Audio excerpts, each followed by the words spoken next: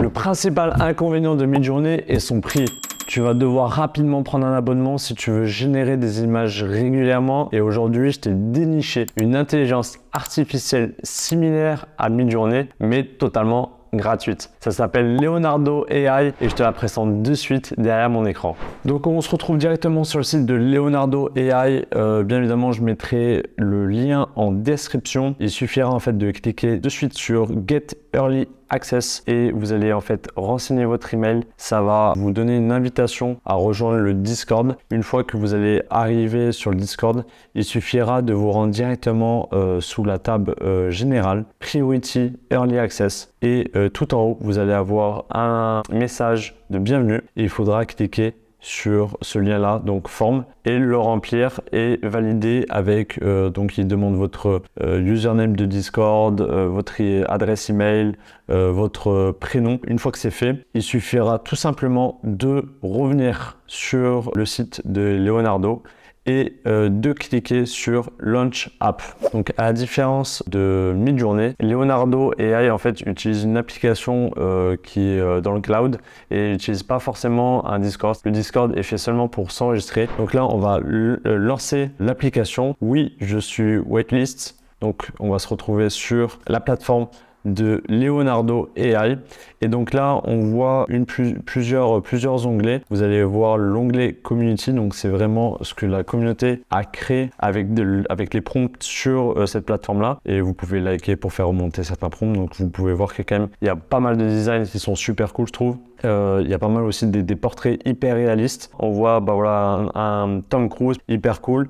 Juste pour vous présenter rapidement, donc il y a le prompt qui a été mis par l'utilisateur. On peut voir aussi qu'il a mis un negative prompt. Donc ça peut être aussi intéressant d'utiliser en fait ce champ-là. On peut voir la résolution de l'image, quand est-ce que ça a été créé, le numéro du site, donc le numéro d'identification de l'image, le modèle qui a été utilisé, je vais y venir juste après. Vous pouvez télécharger, vous pouvez aussi voir les autres images qui sont basées sur ce modèle-là. Donc on peut voir aussi celle-ci, c'est quand même assez incroyable, les détails, les yeux, que ce soit les cils ou les sourcils, c'est vraiment top. On peut également remixer ce prompt-là, donc c'est-à-dire il va nous emmener directement sur notre IA Generator Tool. Donc c'est un peu notre dashboard où on va générer. Donc comme vous avez pu voir, j'avais déjà fait quelque chose avec Tom Cruise.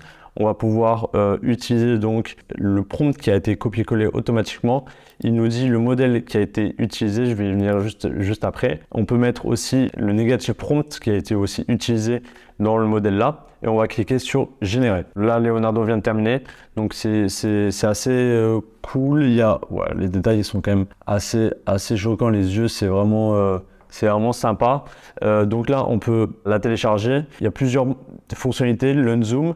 On peut aussi enlever le background, donc ça c'est top aussi. Et on peut upscale, voilà, faire différentes fonctionnalités. Donc ça c'est un peu comme Midjourney. Une fois que c'est généré, vous avez la possibilité de faire plusieurs choses. Donc je vous laisserai découvrir toutes les fonctionnalités. Si on revient sur l'interface principale et on va dans Fine Tune Model, on va voir qu'en fait Leonardo utilise plusieurs modèles. Donc c'est à vous de choisir en fonction du type d'image que vous voulez faire, ce que vous voulez produire, choisir le bon modèle que vous voulez. Donc voilà, si vous voulez un truc un peu plus futuriste ou si vous voulez un truc un peu plus dessin animé, si vous voulez créer des trucs un peu plus NFT comme celui-ci ou celui-ci, et ça va choisir voilà des styles complètement différents.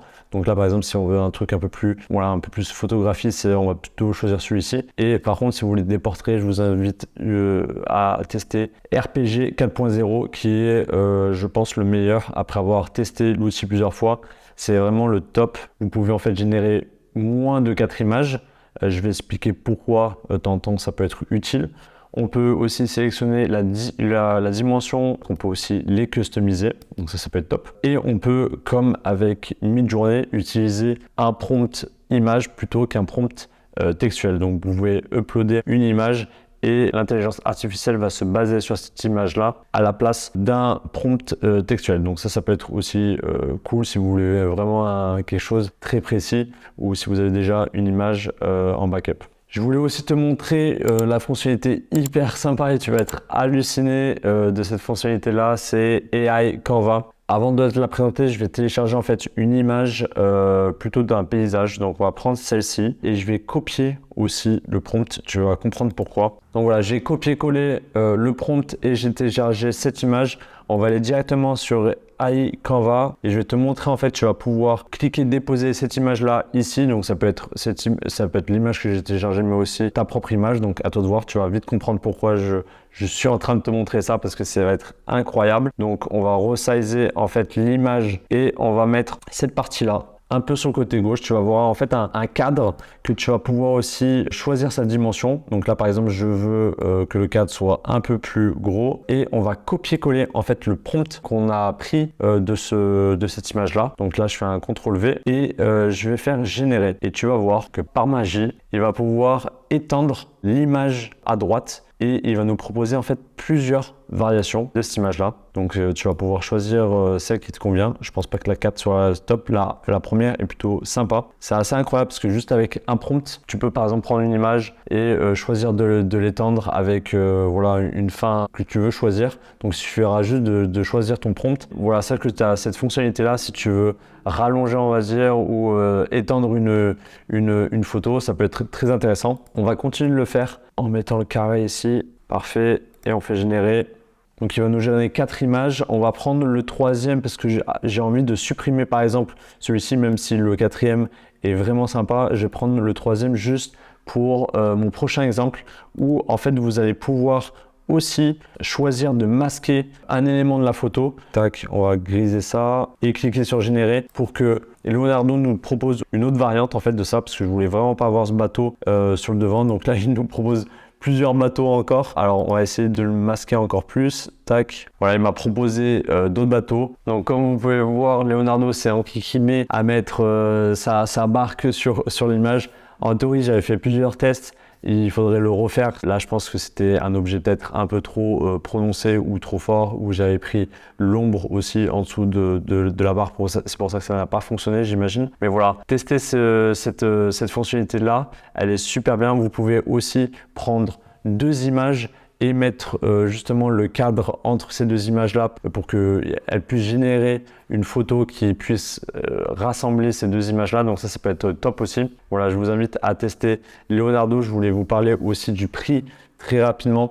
Je vous ai dit en introduction que c'était gratuit parce que vous avez en fait jusqu'à 150 tokens tous les jours. Ils vont se réinitialiser à minuit de mémoire. Donc comme vous avez pu le voir en fait tout au long de cette vidéo, à chaque fois que je faisais une opération, Leonardo me disait combien de tokens ça allait me prendre pour que ça soit voilà, générer 4 images ou 2 images. De temps en temps, si vous avez peu de tokens, il vaut mieux générer moins d'images ou il y a des fonctionnalités qui demandent plus de tokens. Après, le premier plan, c'est un peu comme Midjourney commence à 10 $ par mois où vous avez 8500 tokens par mois. Si vous restez sur le plan gratuit, c'est 150 tokens par jour. Pour moi, ça me suffit amplement. Je t'invite vivement à essayer Leonardo, d'autant plus que les crédits en fait se renouvellent tous les jours, donc tu auras toujours 150 tokens. Je pense que tu n'en as vraiment pas besoin, sauf si tu veux générer des images à la volée toute la journée. Si tu as appris quelque chose, je t'invite à liker et à t'abonner à cette chaîne où on parle intelligence artificielle et business en ligne. C'est le début de ma chaîne et ça m'aiderait énormément pour la faire grossir. J'essaie de faire des vidéos toutes les semaines. On se retrouve très vite pour une prochaine vidéo. Ciao, ciao.